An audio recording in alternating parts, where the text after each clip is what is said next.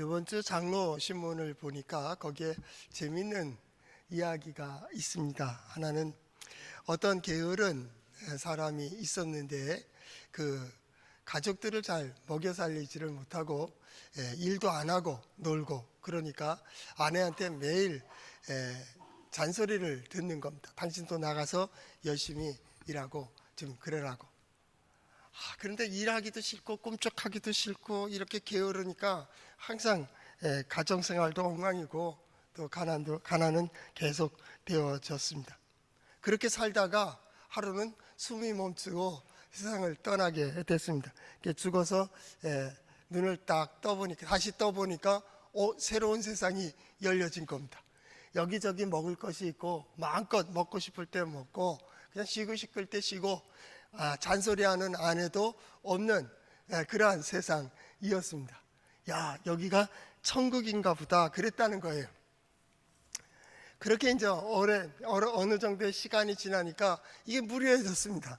매일 같은 생활을 하고 아무 일도 안 하고 그냥 먹고 싶으면 먹고 쉬고 싶으면 쉬고 자고 싶으면 자니까 이게 너무나도 지루했습니다.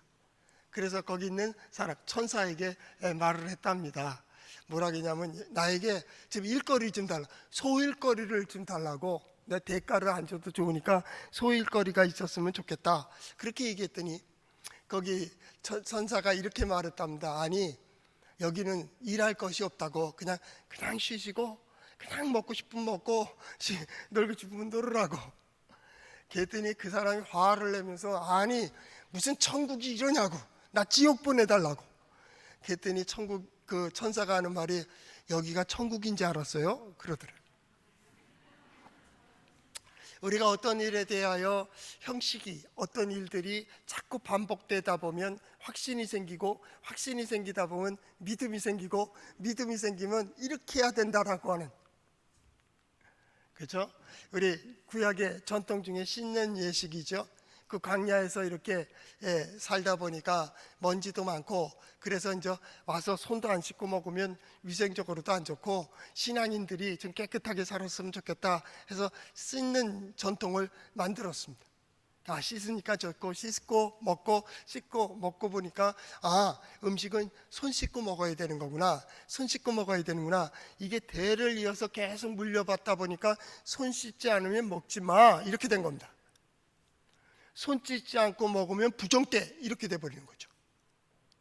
그리고 손 씻지 않고 먹었기 때문에 너는 죄인이야,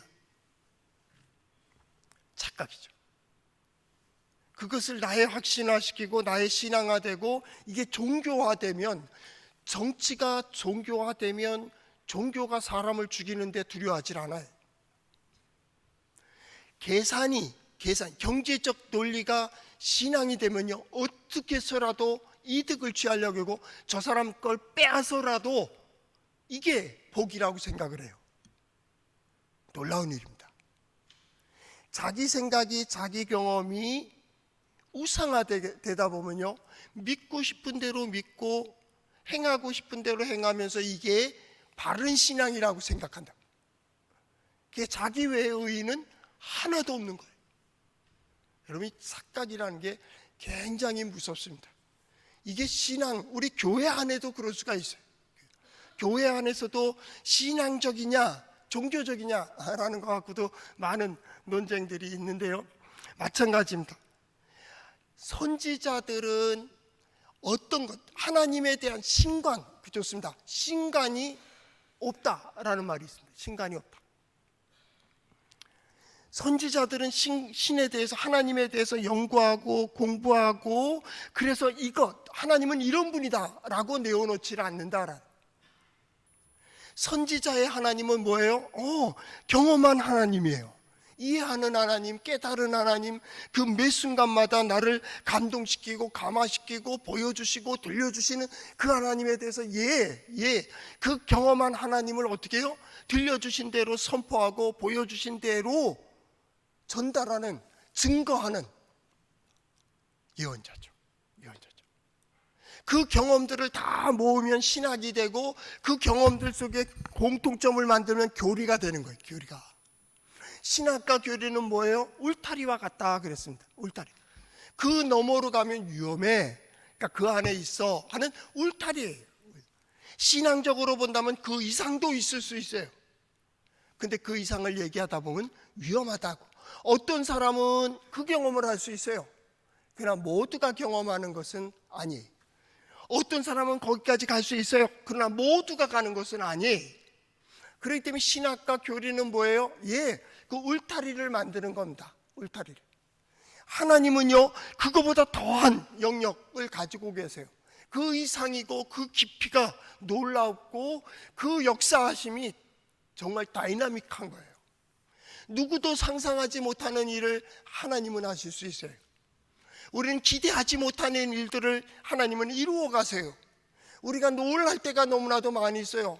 그래서 하나님은 이게 하나님의 역사구나. 그걸 기적, 이적이라는 표현들을 쓰죠.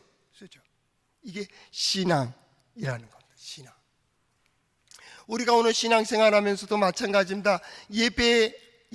하나님께 나아가는 법을 배우는 겁니다.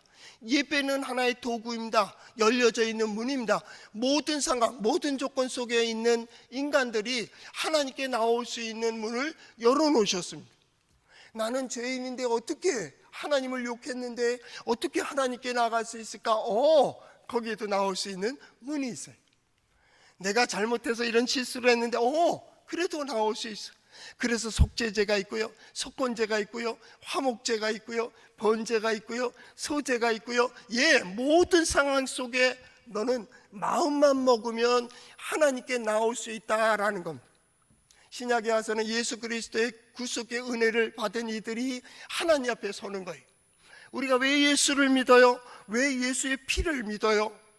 왜 구약에는 속죄제사와 속건제와 번제를 드리며 피를 뿌려요? 용서함 받기 위함입니다. 왜 용서함 받기 위함입니까? 하나님 앞에 서기 위한 겁니다. 우리가 용서받는 이유는 하나님께 서기 위함입니다. 화목제사를 드리는 이유는 하나님의 자녀로 하나님과 함께 나아가기 위함입니다. 예배가 뭡니까? 하나님께 나아가는 길입니다. 그런 의미에서 길입니다. 예배는 하나님을 섬기는 법입니다. 하나님 앞에서 자기를 생각하고 하나님을 하나님으로 인정하는 것입니다. 예배 드렸기 때문에 구원받는 게 아닙니다. 구원받는 자들이 예배를 통하여 신앙을 고백하는 것입니다. 예배 드렸기 때문에 지혜가 생기는 게 아닙니다. 하나님의 역사를 보고 하나님의 말씀을 들을 수 있는 지혜를 가진 이들이 예배를 통하여 하나님 앞에 서서 하나님의 말씀을 들으며 하나님을 찬양하며 하나님께 기도하게 되는 것. 예배는 신앙의 기본이 됩니다. 나는 예수 믿지만은 예배 드리지 않는다는 사람은 예수 믿는 게 아닙니다. 자기 신앙을 하고 있는 겁니다. 우상 숭배하는 거요. 왜 예수 믿습니까? 예수님을 통하여 하나님께 나아가기 위함입니다. 예수를 왜 믿습니까? 하나님을 통하여 하나님 앞에 예수님의 피를 통하여 하나님 앞에 서기 위함입니다. 구속의 은혜라는, 전통적으로 교회는 그 상징적으로 이 카펫을 깔 때 붉은 카펫을 삽니다. 옛날에는 또 휘장이 있었습니다. 붉은 휘장을 했습니다. 그 붉음의 의미가 뭡니까? 예수 그리스도의 피를 상징합니다. 우리는 예수 그리스도의 피를 밟고서 하나님 앞에 나오는 법을 배웁니다. 하나님을 섬기는 법을 배웁니다. 이것이 예배입니다. 그 예배 중에 하나님의 말씀을 듣습니다. 하나님의 말씀은 뭡니까? 하나님의 뜻입니다. 하나님의 법칙입니다. 하나님의 원리입니다. 하나님의 계획입니다. 하나님께서는 이럴 때에는 이렇게 서기를 원하십니다. 그렇게 선 이들이 받는 은혜와 복이 무엇인지를 성경을 통해 볼 수가 있습니다. 거기에 서면 하나님의 역사를 경험할 수 있겠구나. 그 역사가 성경에 기록이 되어 있습니다. 그리고 기도합니다. 하나님의 뜻을 발견한 이들이 하나님께서 말씀해 주신 대로 내가 그 자리에 설 수 있게 해주세요. 그 일을 감당할 수 있게 해주세요. 하나님의 능력을 주세요. 하나님 지혜를 주세요. 기도는 하나님의 뜻을 받아들이는 도구가 됩니다. 기도는 하나님의 능력을 덧입는 도구가 됩니다. 기도했기 때문이 아니고 기도를 통하여 하나님을 받아야 됩니다. 하나님께서 우리에게 문을 열어주신 것처럼 우리의 마음 문을 하나님께 여는 겁니다. 이게 찬양이요 기도입니다. 우리는 착각을 할 때가 있습니다. 예배를 많이 드렸기 때문에 저 사람은 신앙이 좋다고 생각합니다.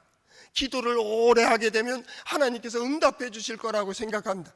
영성의 사람, 그런 표현까지 씁니다. 성경 말씀을 많이 연구하고 많이 공부하게 되면 그 사람은 대단히 하나님의 뜻을 잘하는 사람으로 생각할 때가 있습니다.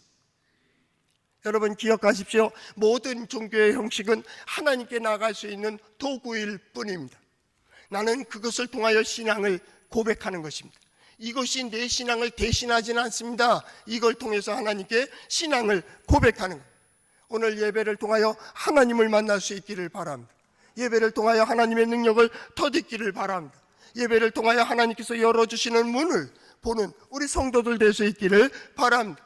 그 길이 어디에 있습니까? 성경에 있습니다. 한번 따라해 볼까요? 하나님의 말씀인 성경은 나의 신앙이요 나의 고백입니다. 주여 내게 무슨 말씀을 하려 하시나이까? 내게 무슨 말씀을 하시든지 그대로 하리이다. 그대로. 이게 잘못되면요, 신앙생활을 잘못하면 하나님의 역사가 보이질 않습니다. 그러면 그때부터 고집이 생깁니다. 좋은 역사는 긴데 전통이 없는 교회들, 전통이 없는 신앙인, 전통이 없는 신앙생활이 있습니다.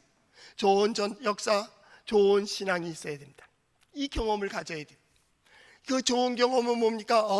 하나님이 우리와 함께 하신다는 것, 하나님 우리 가운데 역사하신다는 것, 하나님 매 순간마다 우리를 인도해 가신다는 그 걸음걸음마다 함께 하시는 하나님의 역사를 보는 그것이 신앙생활, 그것이 우리 동해 제1장로교회에 속한 모든 성도들이 세상에 드러낼 수 있는 신앙생활 될 수 있기를 축복합니다. 이것이 신앙. 그 모든 것들은 하나님께 대한 고백이라고 했습니다. 찬양이 뭡니까? 지난 시간 베풀어 주신 하나님의 은혜에 대해 감사하며 곡조에 맞춰서 하나님께 올리는 노래입니다. 세상을 향한 노래이기도 합니다. 하나님은 나를 이렇게 인도해 주셨다고 하나님의 역사에 대하여 증거하는 그러한 내용이기도 합니다. 그것은 나의 기도가 될 수도 있지만 고백이 될 수도 있습니다. 그것은 스스로를 위안하고 스스로를 갖다가 용기를 주는 그러한 곡조에 있는 기도가, 곡조에 있는 말씀이, 곡조에 있는 어떤 증거가 되기도 합니다. 찬양. 우리가 이 시간을 드립니다. 왜 시간을 드립니까? 우리는 시간으로만 사는 자 아니요, 이 얘기입니다. 공부하는 학생들은 시험이 있을 수도 있습니다. 일하는 일꾼들은 어떤 자업적인 계약을 가질 수도 있고 직장의 문제가 걸려 있을 수도 있습니다. 어떤 사람은 사람들과의 관계 때문에, 친분 관계 때문에, 어떤 모임 때문에 연결되어 있을 수도 있을 겁니다. 그 시간 속에 세상을 향하여 우리는 아니요, 그거로만 사는 거 아니. 사람들과의 관계는 6일 동안 충분하다는 거예요. 이제는 하나님이 도와주셔야 된다는. 물질도 마찬가지입니다. 우리는 물질로만 사는 자 아니요.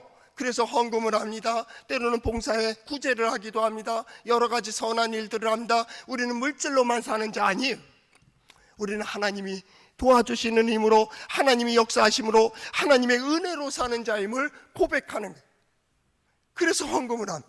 헌금할 때 여러분 마음이 어떤 마음이에요? 이것을 꼭 이루어주세요. 기도의 제목이 있을 수도 있습니다. 그러나 가장 기본적인 거는 뭐냐면 우리는 물질로만 사는 자 아니요, 이 고백입니다. 오늘은 금식에 대해서 얘기해야 됩니다. 금식도 마찬가지입니다. 여타의 모든 종교적 행위 중에 하나입니다. 그러나 구약에서는 아주 크게 세 가지의 큰 덕목을 얘기했습니다. 그 첫 번째 덕목이 기도입니다. 두 번째 덕목이 구제입니다. 세 번째 덕목이 금식입니다. 이 3대 큰 덕목 안에 들어가는 것이 금식입니다. 대단합니다. 그렇기 때문에 사람들은 자기의 경건을 보이기 위해 사람들 앞에 나아가서 어떻게 합니까? 기도의 시간에 맞춰서 나아가 시장하기 위해서 기도합니다. 그러면 사람들은 지나가면 저 사람은 신앙이 생활이 잘하는구나, 신앙이 좋구나, 그렇게 생각하게 될 것입니다. 구제가 있습니다. 어떤 사람은 작은 뿔나팔을 가지고 다니며 뿌 불면서 이건 하나님께 드리는 헌금이다 생각하며 그에게 큰 동전을 던져주게 됩니다. 거기에 딸랑 떨어지는 것으로 인해서 자기가 굉장히 우월함을 느낄 수도 있을 겁니다. 나는 이 정도로 구제하는 사람이라고 나팔을 불어댑니다. 요즘은 나팔을 가지고 있지 않으니까 뭐라 그러니까 내가 이런 일도 했다고, 이런 일도 했다고, 이런 일을 했다고 그렇게 자기를 자랑할 수도 있을 것입니다. 또 어떤 사람들은 금식을 합니다. 이 3대 덕목 중에 하나이니까요. 그 금식할 때 사람은 세수를 하지 아니하고 머리도 엉클어뜨리고 아주 초췌한 모습으로 사람 앞에 섭니다. 그리고 금식 시간이 그 시간들이 해 뜰 때서부터 해질 때까지니까 그 시간 속에는 사람들을 만납니다. 그들이 음식 먹을 때 나는 금식하고 있다. 금식하고. 여러분 금식을 왜 합니까? 우리 먹는 거로만 사는 자 아니라는 고백이에요. 사람이 왜 노동을 합니까? 왜 활동을 합니까? 빵을 위해서입니다. 먹을 빵을 구하기 위해서 여러분들 일을 하는 겁니다. 부지런히 일하고 먹을 빵들이 풍부하기를 바랍니다. 그 풍부한 데서 인심이 나는 겁니다. 먹을 게 작은 가난을 복이라고 얘기하지 마세요. 하나님은 절대로 그걸 복이라고 생각하시지도 않을 겁니다. 왜냐하면 이 모든 것들을 인간들에게 주셨기 때문입니다. 여러분 될 수 있으면 풍요로울 수 있기 바랍니다. 예수 있으면 여러분 부유할 수 있기를 바랍니다. 여러분들의 모든 마음들은 여유로울 수 있기를 바랍니다. 그 여유로움이 어디에서 나옵니까? 빵에서 나옵니다. 그 시간 속에서 그것 쪽에서 많은 베풀 수 있고 구제도 할 수 있고 선한 일도 할 수 있기 때문입니다. 노동은 빵을 위한 겁니다. 빵은 먹고 살자고 하는 겁니다. 살기 위해서 빵이 필요합니다. 여러분 먹고 살자고 하잖아요, 그렇죠? 그냥 먹어야 돼요. 먹어야 삽니다. 생존 먹어야 됩니다. 난 먹을 거 없어도 돼요. 나는 적게 줘도 돼요. 아니요. 먹는 게 복입니다. 여러분 조금 몸만 불편해봐요. 먹는 것도 제한됩니다. 몸이 약해지고 또 노년화되고 이러면 입맛도 떨어집니다. 먹을 수 있다는 건 복입니다. 왜 먹습니까? 살기 위해서 먹는 겁니다. 열심히 드세요. 살아있는 한 살고 싶으시면 계속 드셔야 됩니다. 할 수만 있으면 좋은 것 듣고 좋은 것 먹고 좋게 생활하세요. 왜 삽니까? 마지막으로 행복을 위해서입니다. 행복을 위해서. 하나님께서 인생을 이 땅에 내어주신 가장 큰 목적은 복을 복으로 누리는 겁니다. 하나님께서 만드신 모든 창조의 세계 속에서 이 모든 것들을 인간에게 주셨습니다. 왜 주셨습니까? 복으로 주셨습니다. 하나님께서 내 인생을 나에게 주셨습니다. 왜 주셨습니까? 복으로 주셨습니다. 시간을 복으로 누리라고, 건강을 복으로 누리라고, 사람들을 복으로 누리라고, 세상을 복으로 누리라고 우리에게 주신 것입니다. 우리는 그 하나님의 뜻에 맞춰 살아가는 거죠. 그러면서 그 모든 것 속에 은혜를 누리죠. 그리고 하나님께 예배하고 하나님께 기도하게 되는 겁니다. 하나님의 은혜를 덧입는 시간이기 때문입니다. 모든 종교적 활동은 나의 신앙을 고백하는 것입니다. 우리의 신앙의 가장 큰 목적이 뭡니까? 목표는 하나님입니다. 종교도 변합니다.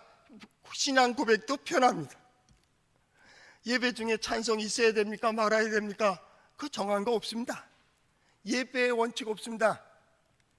예배는 단지 하나님께 나아가는 길이고 하나님을 섬기는 모습입니다. 그저 가서 엎드리기만 해도 하나님의 말씀만 들어도 그는 예배입니다. 그러나 찬양이 들어옵니다. 우리 성가대가 있지만 성가대가 없으면 꼭 예배 안 드린 것 같아요. 그러니까 구교회 사람들이 개신교에 와서 예배 드리고 나면 뭔가 찝찝해요. 일어났다 앉았다 일어났다 앉았다 예식이 많아야 되는데 그 예식이 없으니까 그렇게 되는 거예요. 습관화되고 습관이 확신이 되고 확신이 신앙이 되면 이게 종교화돼요. 그렇게 안 하면 예배 안 드린 것 같아요. 예배가 뭐라고요? 하나님께 나아가는 문이에요. 하나님께 나아가는 하나의 툴이에요. 도구예요. 그 안에서 되는 거예요. 그러니까 성가대원들도 마찬가지죠. 하는 거 왜 합니까? 하나님께 나아가기 위하여 돕고 있는 겁니다. 봉사하고 있는 겁니다.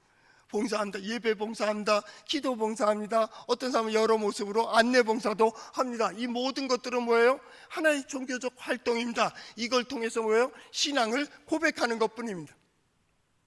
하겠다 못하겠다 이게 나중에 기득권이 되면요 이거 없으면 예배 안 되는 건지 알아요. 없어도 돼요.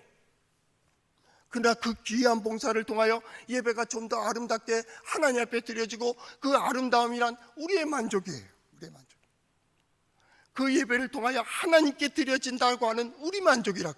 내가 찬양이 있으면 그 찬양에 내 마음을 실어서 최선을 다해 하나님께 드릴 수 있음에 나는 거기에 최선을 얘기하는 거예요. 최선을. 이것이 신앙 고백인 것. 그러나 이스라엘 백성들은 그것이 형식화 되어버렸습니다. 그 형식이 된 신앙이 이스라엘 스스로를 망치게 되는 그러한 일들을 보게 됩니다. 에스겔서 8장에 보면 에스겔이 환상을 보게 됩니다. 그때 하나님께서 그에게 가증한 것들을 보여주게 됩니다. 에스겔서 8장 13절 말씀의 하반절에 14절, 그가 또 나를 데리고 여호와의 성 전으로 들어가 북문에 이르시기로 보니 거기에 여인들이 앉아 단무스를 위하여 애곡하더라. 유상입니다. 우상 앞에서 통곡을 하고 있는 겁니다. 왜 눈물을 흘립니까? 도와달라는 겁니다. 눈물을 흘려 통곡하면 도와줄 거라고 생각하는 거예요. 거기다 우상을 만들고 통곡합니다. 15절 말씀에 보면 더 가증한 일이 있다 라고 하고 16절에 그 에스겔을 데리고 여호와의 성전 안뜰에 들어가니라. 보라, 여호와의 성전 문 곧 현관과 제단 사이에서 약 25명이 여호와의 성전을 등지고 낯을 동쪽으로 향하여 동쪽 태양에게 예배하더라. 놀라운 일입니다. 우상을 향하여 기도하고 우상을 향하여 간절히 바라고 우상에게 제사하고 우상에게 통곡하면서까지 도와달라고 엘리야와 또 바알을 섬기는 선지자들이 제사를 가지고 대결하잖아요. 그렇죠? 바알 섬기는 선지자들은 어떻게 합니까? 소리를 지르고 자기의 몸에 칼을 난도질을 하며 상처를 내고 고통 가운데 우상에게 절을 합니다. 우상에게 예배한 마찬가지입니다. 통곡했다라는 말은 바로 그런 얘기입니다. 그냥 단무스여 우리를 도와달라고 그렇게 기도합니다. 그건 유도 아닙니다. 그건 일반인들이 하는 일입니다. 오늘 성경만 우리가 예로 에스겔서 8장 16절 말씀에 보면 보라, 여호와의 성전 문 곧 현관과 제단 사이에 약 25명이 여호와의 성전을 등지고 라는 말을 합니다. 왜 25명입니까? 성전과 제단 사이에 뭐가 있습니까? 누구만 들어갑니까? 제사장만 들어갑니다. 24반차로 얘기할 수 있다면 12명의 제사장들이 주룩 나열에 서 있고 대제사장이 한 명 있으면 25명이 될 거예요.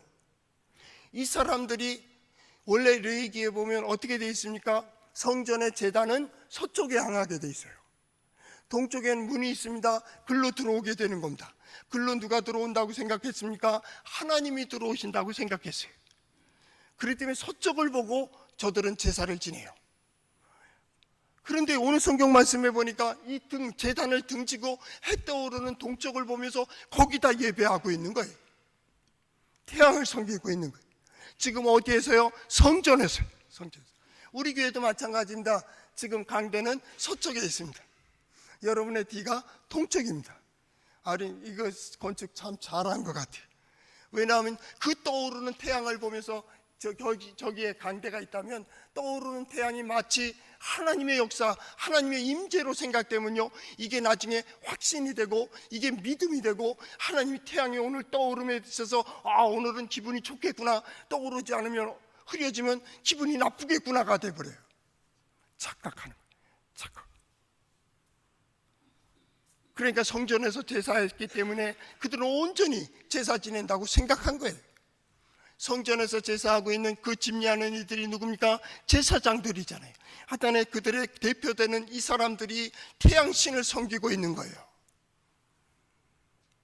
여러분, 그러면서 뭐예요? 우리가 하나님을 섬기고 있는데 그 모습은 이사야 선지자 글에는 없겠습니까? 똑같은 모습입니다. 오늘 성경 말씀 이사야서 58장 3절은 거기서부터 시작하면 됩니다. 우리가 금식하되 어찌하여 주가 보지 아니하시며 오며 우리가 마음을 괴롭게 하되 어찌하여 주께서 알아주지 아니하시나이까. 내가 예배하고 있는데, 내가 기도하고 있는데, 내가 금식까지 하는데, 내가 스스로를 괴롭게 하고 있는데, 내가 통제하고 있는데 하나님께서 왜 안 들어주시느냐고. 지금 뭐 하고 있는 겁니까? 우상 숭배하고 있는 거예요. 우상이 뭡니까? 사람의 생각대로 그럴싸하게 만드는 겁니다. 내 마음대로 만들고 내 생각대로 모양을 만들어서 내 말을 들어주고 내가 기도할 때마다 응답해 주기를, 내가 원하는 것은 모두 되어지기를. 그러면서 우상은 누가 중심입니까? 만든 사람 중심입니다. 사람이 중심입니다. 결국 어떻게 됩니까? 그래서 내 마음대로 우리가 금식하는데 하나님 응답하셔야지. 왜 신앙생활하다 실족합니까? 하나님이 잘못됐습니까? 아니요. 자기가 믿고 싶은 대로 믿은 거예요. 하고 싶은 대로 하고, 시간 나니까 하고, 뭐가 되니까 하고, 여유가 있으니까 하고. 아니, 자존심 상하니까 에이씨, 아닙니까? 오늘 우리의 신앙이 진정 하나님께서 응답해 주시기를 위하여 기도하는 겁니까? 오늘 성경 말씀이 말씀하고 있지 않습니까? 너희가 어찌 그 목소리를 상달하게 하려고 기도하는 것이냐, 이에. 그것이 4절 하반절입니다. 너희가 오늘 금식하는 것은 너희의 목소리를 상달하려 하는 것이 아니라, 그 말입니다. 잘못됐다, 그 말입니다. 길이 잘못됐다, 그 말이죠. 왜냐하면 종교적인 어떤 도구가 자기를 구원할 거라고 생각을 하는 거예요. 기도하며 하나님께서 구원하시고 하나님께서 역사하시고 하나님께서 임재해 주실 것을 기대하는 것이 아니고, 하나님께서 물질을 축복해서 물질이 구원해주고, 권력이 구원해주고, 사람이 구원해주고, 기술이 구원해주고, 이게 오늘 우리의 신앙이 아닐까요? 과연 나는 진정 하나님께서 함께해 주신가, 우리 가운데 역사하심을 보기를 간절히 사모하고 있는가? 진정 하나님이 함께 하시면 하나님의 역사를 보기를 간절히 소망하는, 오늘은 그 모습을, 두 모습으로 가 있습니다. 자기 때로 신앙생활하는 것과 하나님은 그게 아니라는 거예요. 아니라. 속 비근 강정같이 말입니다. 그게 됩니까? 그래서 어떻게 합니까? 내 마음에 드니까 사랑하고 내 마음에 드니까 믿어주고, 그거 아닙니까? 본래가 있잖아요. 본래가. 그럴지라도 서야 될 자리에 서며 그럴지라도 해야 될 일들을 감당해야 되는 학생은 공부해야죠. 일꾼은 일해야죠. 그거 아닙니까? 남편이 있습니다. 아내가 있습니다. 남편을 통하여 하나님은 아내들이 행복하기를 바라시실 겁니다. 왜요? 만났으니까. 사랑하는 겁니다. 남편은 아내를 사랑하고 아내는 남편을 사랑합니다. 부모는 자녀들을 사랑하죠. 예, 자녀들은 부모를 사랑합니다. 사랑해야 되기 때문에 사랑하는 것이 아닙니다. 사랑합니다. 그렇게 또 서약을 했습니다. 그런데 때로는 마음이 상하고 불편하고 하니까 에이, 잘할 때는 아무 소리 안 합니다. 화가 나고 성질이 막 움직일 때는 어떻게 해요? 막 토해냅니다. 그러니까 사랑한다고 하는 그 아내에게 상처를 주기도 하고, 남편의 마음을 상하게 하기도 하고, 자녀들의 마음속에 가시와 화살을 꽂기도 하고, 그것이 시간이 지난 다음에 아련한 아픔으로 자리 잡은, 그게 사랑입니까? 진정 사랑하고 있습니까? 가장 가까운 데서부터 사랑을 행해야 됩니다. 진짜 사랑합니까? 당연히 사랑하죠. 남편 사랑합니까? 아내를 사랑하십니까? 자녀들을 사랑합니까? 만약에 그가 매일 밖으로 나가서 말썽을 피고 매일 가서 엉뚱한 짓을 하고 매일 저기 한다고 생각하면 그거 사랑하십니까? 매일 가서 사고를 쳐갖고 뒤치다거리 하기도 힘들어지는 상황이 됐는데 사랑하십니까? 사랑이 뭐요? 내 마음에 들 때 사랑입니까? 나를 편리할 때 사랑입니까? 내 마음에, 내 논리에 딱 맞을 때 믿어주는 겁니까? 사랑하기로 했잖아요. 어렸을 때는 자기를 사랑해줘야 됩니다. 나를 편안하게 해주고 나를 돌봐주고 나에게 어떤 요구대로 해주는 것에 대하여 사랑이라고 얘기합니다. 시간이 지난 성숙한 사랑은 그렇지 않습니다. 내가 그를 위하여 무엇인가 할 수 있고, 내가 그를 도와줄 수 있고, 그를 붙들어 줄 수 있음에 최고의 행복으로 삼습니다. 그가 행복한 것이 내가 행복합니다. 사랑. 우린 사랑하기로 결심하고, 아니 결단하며 사람들 앞에 서약하고, 그리고 결혼식을 했습니다. 진정 그를 사랑하는 겁니까? 나를 사랑하는 겁니까? 착각하고 있는 거 아니? 자녀들을 사랑한다고 하면서 자기의 극단적인 자기 사랑을 하고 있는 거 아닙니까? 남편을 사랑한다고, 아내를 사랑한다고 하고서 자기만 사랑하고 있는 거 아닙니까? 하나님을 믿는다고 하면서 물질을 믿고 있는 거 아닙니까? 권력을 믿고 있는 거 아닙니까? 사람을 믿고 있는 것이 아닙니까? 형식을 믿고 있는 거 아닙니까? 이것은 아주 중요합니다. 오늘 이 문제를 해결해야 됩니다. 여기에 구체적인 내용은 다시 새벽 기도에도 다룰 것이고, 또 다루어지기 때문에 그 원리를 설명해야 하는 거죠. 하나님을 의뢰하는 자, 하나님이 기뻐하시는 금식이 무엇일까? 그만 하나님의 기쁨 되기를 원하십니까? 아니, 그렇게 얘기하지 마세요. 내가 그에게 어떻게 신앙 고백을 하느냐가 중요합니다. 내가 어떻게 그를 위하여, 그가 원하는 것이 무엇일까? 오늘 성경은 그것을 얘기하고 있습니다. 하나님께 초점을 맞추는 것, 하나님께 초점을 맞춥니다. 6절, 내가 기뻐하는 금식은 이렇게 해주고 이렇게 해주고 이렇게 해주는 거라는 겁니다. 하나님이 기뻐하시는 금식이라는, 우리는 그것을 어디서 배웁니까? 이 성경을 통해서 배웁니다. 믿음의 선진들을 통하여 배웁니다. 우리가 하나님께 나아가는 법을 배우게 됩니다. 이전에는 제사장을 통해서 배웠습니다. 하나님께 나아가는 법을 배웁니다. 하나님을 섬기는 법을 배웁니다. 예. 기독교는 말씀의 종교입니다. 계속 들어야 됩니다. 너희가 하나님의 기쁨이 될 때 그 자리에 서며 그 일을 하며 그 길을 걸어갈 때, 8절, 그리하면 내 빛이 새벽같이 비칠 것이며 내 치유가 급속할 것이며 내 공의가 내 앞에서 행하고 여호와의 영광이 내 뒤에 호위하리라 라고 얘기합니다. 하나님의 영광이 드러난다는, 하나님께서 함께 하시고 하나님의 능력이 있으시고 하나님은 지혜로우심이 내 발걸음마다 나타난다는 거예요. 여러분, 믿음의 사람들이 형통할 때가 언제였습니까? 언제? 내가 생각하고 내가 계획하고 내가 모으고 내가 쌓고 내가 쥐고 있을 때 어떤 일들이 이루어졌습니까? 내가 부족하고 내가 연약하고 내가 가진 것이 없고 내가 힘들어할 그때 기적이 나타났습니다.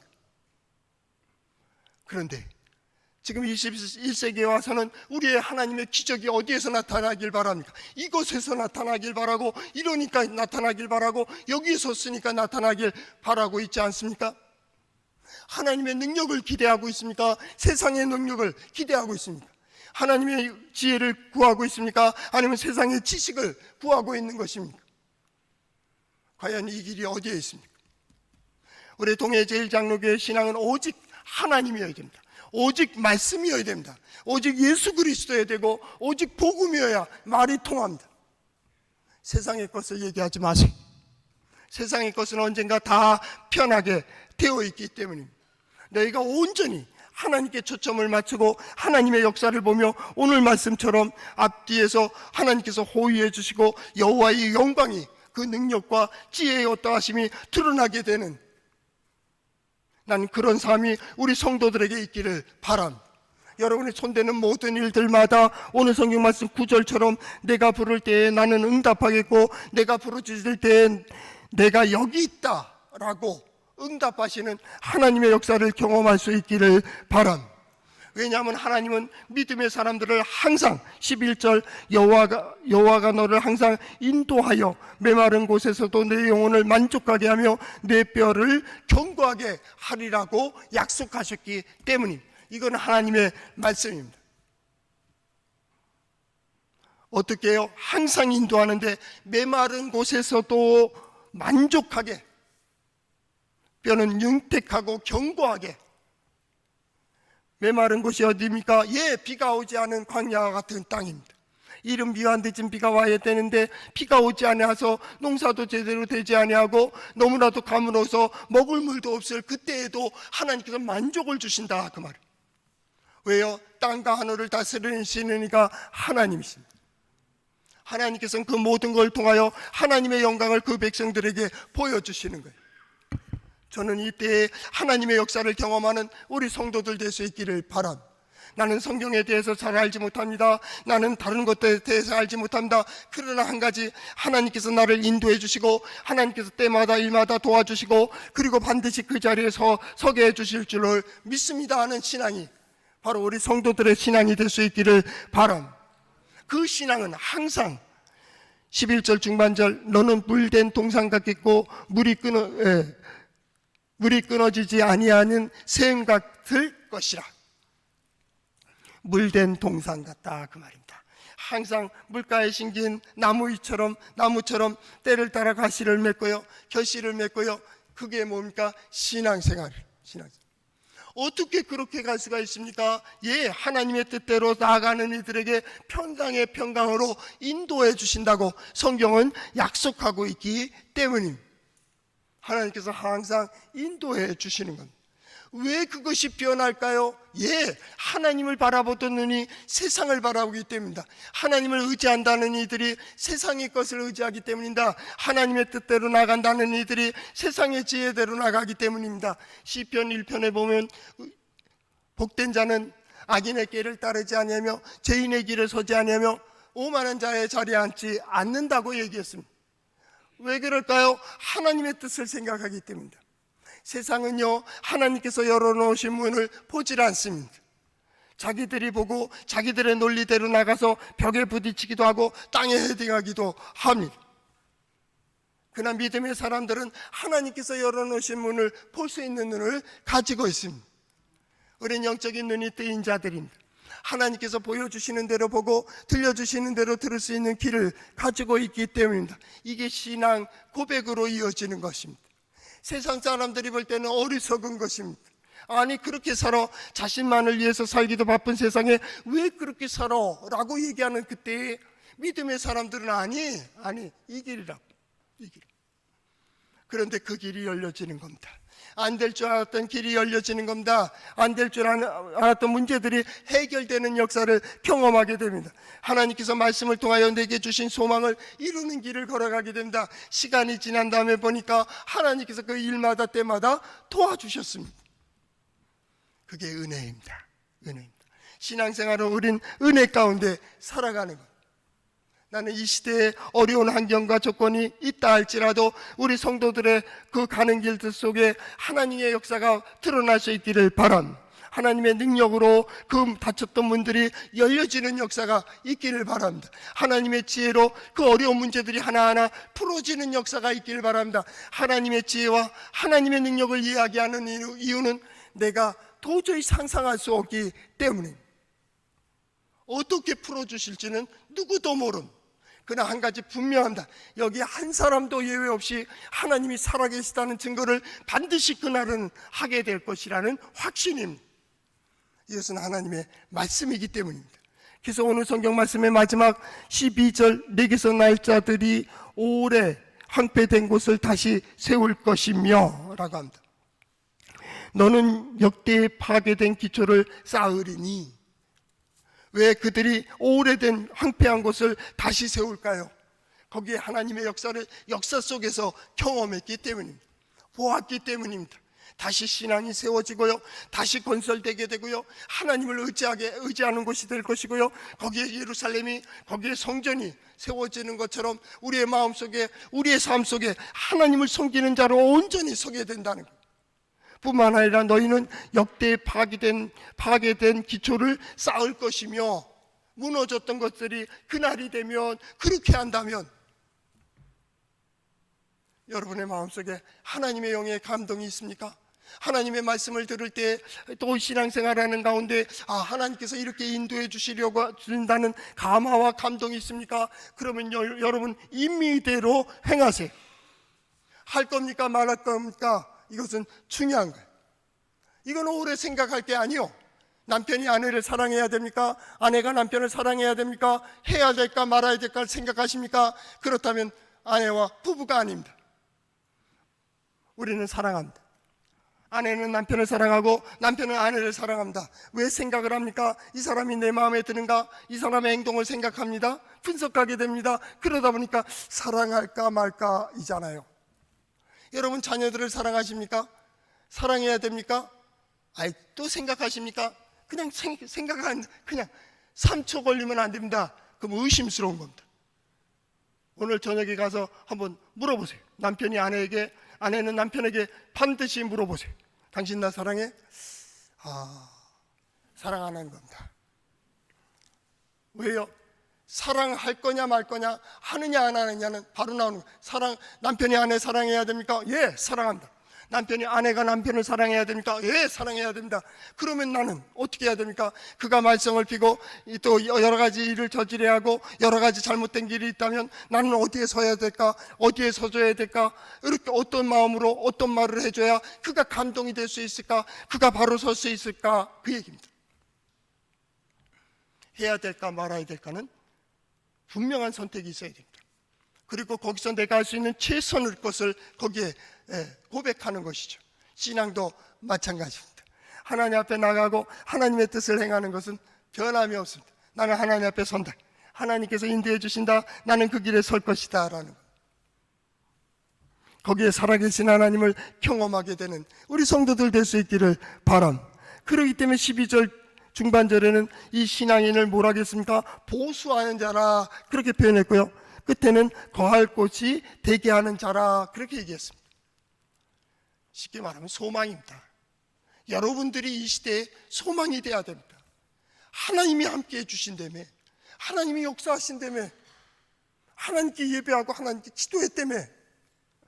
그러면 여러분을 통해서 가정이 회복되는 것도 보고 사회가 회복되는 것도 보고 주변 사람들이 소망을 가져야지. 예수 믿는 사람 보고 실망하면 어떻게 되겠어요? 예수 믿는 사람 때문에 더 시끄러우면 어떻게 되겠어요? 저는 바랍니다. 우리 성도들 이 말씀을 보고 우리 함께 신앙생활하며 신앙을 고백하는 우리 성도들이 가는 곳마다 회복의 역사가 있기를 바랍니다. 여러분의 가정에 어떤 형편이든지 하나님께서 풀어주시는 그 능력을 경험할 수 있기를 바랍니다. 여러분을 바라보는 모든 성도들이 아니 믿지 않는 사람들까지도 저 사람이 하나님이 함께 하시고 저 사람을 보니까 이 시대에 소망이 있다고 하는, 여러분이 곧 보수하는 자가 되고 또한 거주할 곳이 되는 소망의 깃대가 될 수 있기를 축복합니다.